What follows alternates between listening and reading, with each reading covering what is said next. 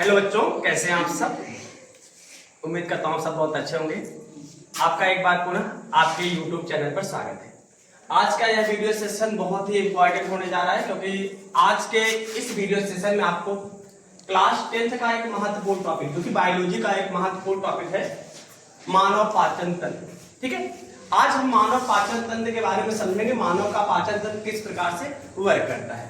तो सबसे पहले इसका हम डायग्राम समझते हैं। देखिए, आज हम आपको ये भी सिखाएंगे आप मानव का डायग्राम किस प्रकार से, पाचन तंत्र का डायग्राम किस प्रकार से आसानी से बना सकते हो। तो देखिए, सबसे पहले यहाँ पर हम छोटी आंत बनाएंगे। देखिए, बड़ी आंत इस प्रकार से भी स्ट्रक्चर बनाते जाएंगे। हमारे साथ आप लोग भी कॉपी पेन लेकर बनाते रहिएगा, तभी डायग्राम अच्छे से समझ में आएगा।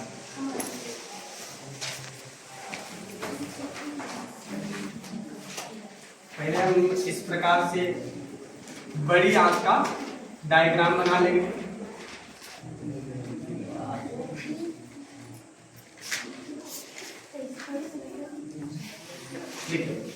ये हो गया बड़ी आंत का डायग्राम हो गया। अब बड़ी आंत के डायग्राम में जो छोटी आंत होता है, देखिए छोटी, नाम तो छोटी आंत है, लेकिन इसकी जो लंबाई होती है लगभग 6 से 7 सेंटीमीटर होती है।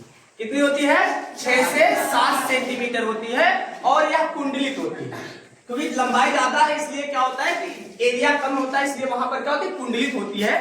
तो अगर कोई पूछे छोटी आंत की लंबाई कितनी होती है, तो क्या बताओगे? 6 से 7 सेंटीमीटर होती है। इस प्रकार से आप कैसे भी बना सकते हैं। इससे इस प्रकार से कुंडलित संरचना होती है। इस प्रकार से कुंडलित संरचना होती है छोटी आंत की। आप बहुत सारे कुंडलन करके ऐसे बना सकते हो। छोटी आंत का एक स्ट्रक्चर होता है। तो यहां से बड़ी आंत बन गई, और यहां से क्या बन गई? छोटी आंत। देखो, जब पेपर पे बनाया जाएगा तो पेपर में 6 अंक आता है। कितने अंक आता है? 6 अंक आता है। डायग्राम वहां पर इंपॉर्टेंट होता है। अब चलते हैं, यहां पर देखते हैं। यहां पर हम मुख से शुरू करते हैं। देखिए, इस प्रकार से मुख वाला भाग होता है, फिर इधर ग्रसिका वाला भाग होता है। ठीक है, फिर यहां पर क्या होता है? देखिए, ग्रसिका वाला भाग, फिर यहां पर होता है अमाशय। क्या होता है भैया? अमाशय होता है। ये है अमाशय है। क्या है? अमाशय है। फिर इसी अमाशय से यहां पर देखिए एक इस प्रकार की जो संरचना होती है, इसको बोलते हैं अग्न्याशय। देखो, इसको हम क्या बोलेंगे? अमाशय बोलेंगे। इसको अमाशय बोलेंगे। ये जो होता है मुख होता है, ये जो होता है ग्रसिका होता है, ग्रसिका, और ये अमाशय है। फिर अमाशय से यहां पर जुड़ा होता है पित्ताशय, जुड़ा होता है। और पित्ताशय किस में होता है? अगर कोई पूछे पित्ताशय कहां होता है, तो याद रखना भैया, पित्ताशय जो होता है यकृत में होता है। कहां पर होता है? यकृत में होता है पित्ताशय। ये है यकृत है। क्या है?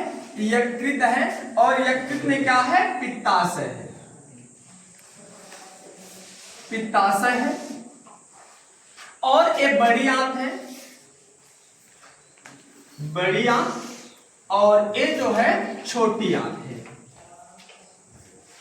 छोटी आंत। इस प्रकार से आप डायग्राम समझ सकते हैं। ठीक है, तो ये क्या है? मुख है, फिर ग्रसिका है, फिर अमाशय है, फिर क्या है? अमाशय से जुड़ा होता है क्या?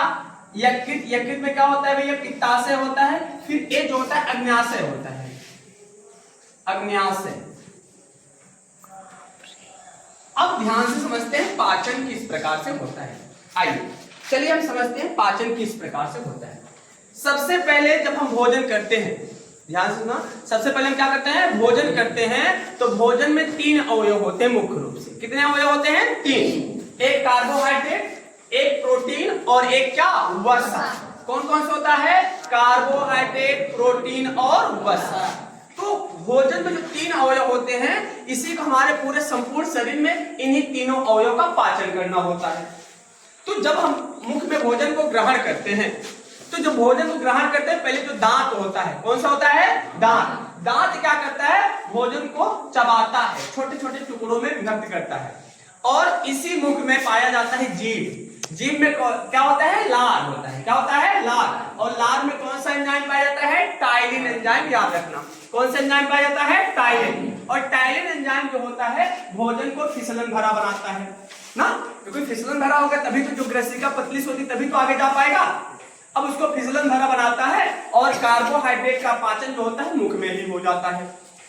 ठीक। और लार में जो एंजाइम और स्रावित होता है जिसके कारण जो जीवाणु, ऐसे छोटे छोटे जीवाणु, बहुत सारे जीवाणु क्या होते हैं वातावरण में रहते हैं ना, जो हमारे पेट तक नहीं पहुंच पाते, क्योंकि इसको लार क्या कर देता है, नष्ट कर देता है। अब भोजन क्या हो गया, कार्बोहाइड्रेट का पाचन हो गया। किसका पाचन हो गया, कार्बोहाइड्रेट का पाचन। बचा क्या, प्रोटीन और वसा। अब इसका पाचन होता है। अब देखिए मुख में इतनी प्रक्रिया हो गई। मुख में क्या हुआ, भोजन गया, दांत क्या किया, छोटे छोटे टुकड़ों में चबाया। बोलो, छोटे छोटे टुकड़ों में तोड़ा ना। फिर उसके बाद क्या होता है, जो लार होता है, क्या होता है, लार क्या किया, भोजन को फिसलन भरा बनाया, लुगदी बनाया। ठीक है। अब भोजन उसमें मुख में कार्बोहाइड्रेट का क्या हो गया, पाचन। बचा प्रोटीन और वसा के रूप में भोजन बचा। फिर आगे जाता है ग्रसिका से। ग्रसिका में क्रमानुकुंचन होता है। क्या होता है, क्रमानुकुंचन। मतलब एक बार फैलता है फिर एक बार क्या करता है, सिकुड़ता है, जिसके कारण धीरे धीरे भोजन ग्रसिका से होकर कहां पहुंच गया भैया, अमाशय। कहां पहुंचा भोजन, अमाशय। इतनी बात समझ आई। पहले देखो भोजन कैसे कैसे जाता है, किस प्रकार से पाचन होता है, आज एकदम पूरा हर डाउट क्लियर है। भोजन पहुंच गया अमाशय में। कहां पहुंचा भोजन, अमाशय में। अमाशय में तीन चीजें स्रावित होती है। कई चीजें, तीन। कौन कौन से, एक है पेप्सिन। पेप्सिन एक प्रकार का एंजाइम होता है।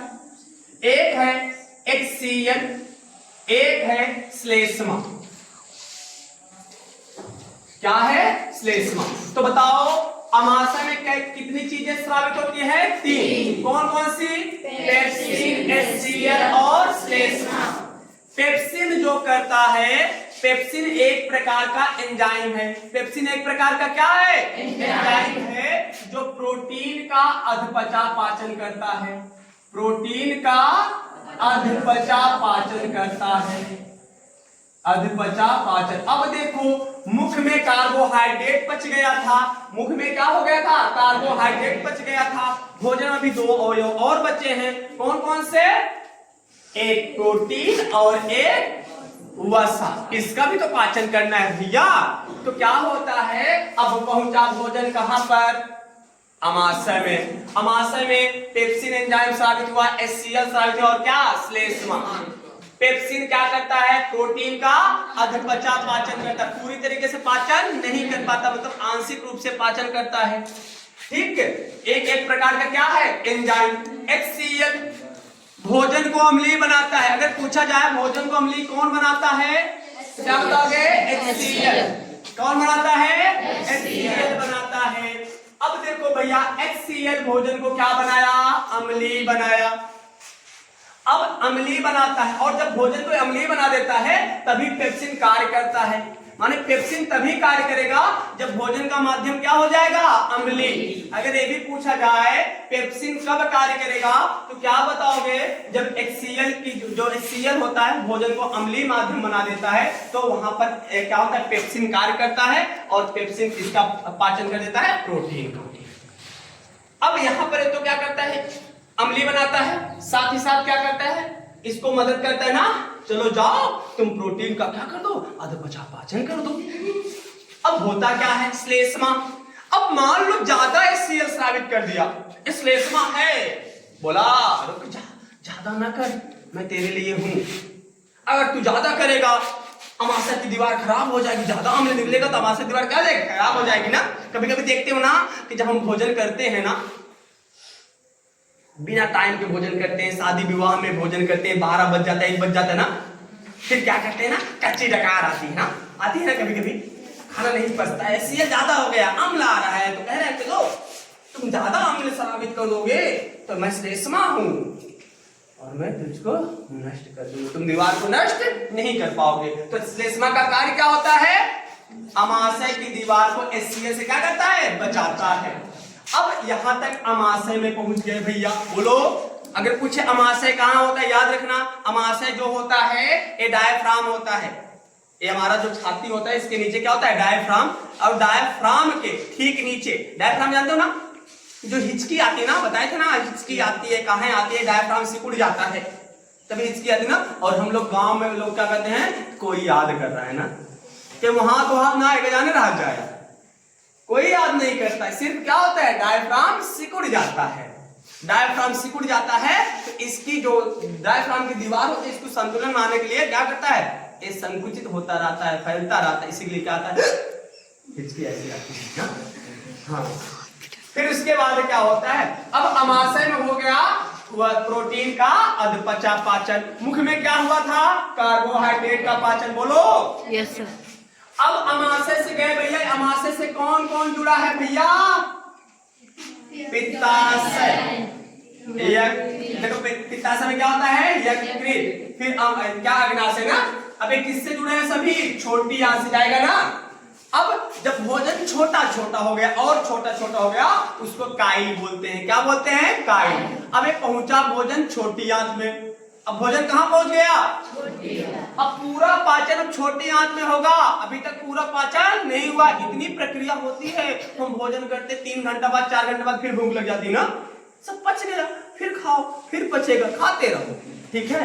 तो अब क्या होता है, भोजन पहुंच गया कहाँ, छोटी आंत में। और छोटी आंत, नाम तो छोटी आंत है लेकिन इसकी लंबाई कितनी होती है, 6 से 7 सेंटीमीटर। और यह कुंडलित होता है, क्या होता है, जहां से अग्नाशय अग्नाशयी रस आता है और पित्ताशय से पित्ताशयी रस आता है इसमें। अब देखो अग्नाशय यकृत क्या होता है, देखो जो छोटी आंत होती है ये 2 प्रकार की ग्रंथियों से जुड़ा होता है। कितने प्रकार की, 2 प्रकार की ग्रंथियां स्राव करती है, एक अग्नाशय एक यकृत। अब ध्यान से समझो मेरी बात, यकृत क्या करता है, देखो यकृत में क्या होता है, पित्ताशय होता है। अगर कोई पूछे पित्त रस का स्राव कौन करता है, बताओ क्या, यकृत। और पित्त रस का भंडार कहां पर होता है, कहां पर होता है, पित्ताशय। स्रावित कौन करता है, यकृत। इकट्ठा कौन करता है, बोलो पित्ताशय। इस कंफ्यूज ना होना, अगर पित्त रस का स्राव कौन करता है, यकृत। और भंडारण कौन करता है, पित्ताशय। अब याद रखना, क्या किया, पित्त रस का स्राव किया, बोलो हाँ। फिर उसके बाद जब पित्त रस का स्राव किया तो क्या किया, और इकट्ठा कहाँ हुआ, यकृत में, यहां से आता है छोटी आंत में। और एक होता है अग्नाशय होता है, क्या होता है, अग्नाशय। अग्नाशय भैया 3 प्रकार का एंजाइम स्रावित करता है। कौन, कई प्रकार का, 3। एक ट्रिप्सिन, एक क्या, ट्रिप्सिन, एक लाइपेज और एक एमाइलेज। ध्यान से समझना भैया, ट्रिप्सिन क्या करता है, हम बताओ, ट्रिप्सिन क्या करता है। ट्रिप्सिन जो होता है, या जो होता है प्रोटीन का अधपचा पाचन हुआ है, प्रोटीन का क्या कर देता है, संपूर्ण पाचन। लाइपेज क्या करता है, वसा का पाचन करता है। और एमाइलेज क्या करता है, जो स्टार्च बना है उसको ग्लूकोज में क्या करता है, परिवर्तित कर देता है, ठीक है। इस प्रकार से पूरा भोजन छोटी आंत में क्या हो जाता है, पच जाता है। कहां पर पच जाता है, छोटी आंत में पच जाता है, फिर बड़ी आंत में जाता है। और उत्सर्जन तंत्र द्वारा जो अपच भोजन होता है, जो पूरी तरीके से नहीं पच पाता, वो कहां पर हो जाता है भैया, बाहर निकाल दिया जाता है उत्सर्जित पदार्थ द्वारा। ओके, क्या समझा भैया आपने। भोजन में कितने अवयव, 3। कौन कौन से रूप में होते हैं, कार्बोहाइड्रेट और वसा और प्रोटीन। मुख में किसका पाचन होता है, कार्बोहाइड्रेट। लार में कौन सा एंजाइम पाया जाता है, टाइलिन, ठीक है। अमाशय कौन कौन से पदार्थ को स्रावित करता है, पेप्सिन, HCl और श्लेष्मा। यकृत में कौन सा रस स्रावित होता है, पित्त रस। पित्त रस का भंडार किसमें होता है, पित्ताशय। अग्नाशय में कौन कौन सा एंजाइम स्रावित होता है, ट्रिप्सिन, लाइपेज और एमाइलेज, ठीक है। तो अगर वीडियो अच्छा लगा हो तो वीडियो को लाइक करिएगा, अगर चैनल से नए जुड़े हो तो चैनल को सब्सक्राइब करिएगा। फिर मिलते हैं एक नेक्स्ट वीडियो सेशन में। लेकिन अगर आपको इसका पीडीएफ नोट्स चाहिए तो आप हमारे टेलीग्राम चैनल से जुड़ सकते हैं। साथ ही साथ आपको चैनल को सब्सक्राइब करना होगा और एक प्यारा सा कमेंट अवश्य करना होगा। तो फिर मिलते हैं। लव यू दोस्त, बाय बाय, टेक केयर।